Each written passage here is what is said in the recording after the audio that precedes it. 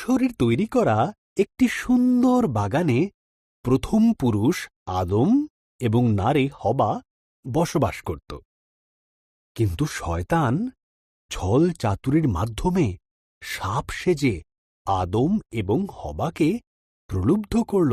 সাপ জিজ্ঞাসা করল, এই সব গাছগুলির থেকেই কি ফল খেতে ঈশ্বর তোমাদের বারণ করেছে? হবা উত্তর দিল, শুধু মাঝখানের গাছটির ফল খেতে বারণ করেছে, যদি খাই তাহলে মারা যাব। সাপ বলল, তুমি মারা যাবে না। ঈশ্বরের ওই গাছ থেকে ফল খেতে না দেওয়ার পেছনে বিশেষ কারণ আছে।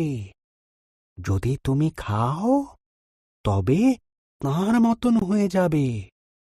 তিনি যা জানেন তা তুমিও সব জানতে পারবে।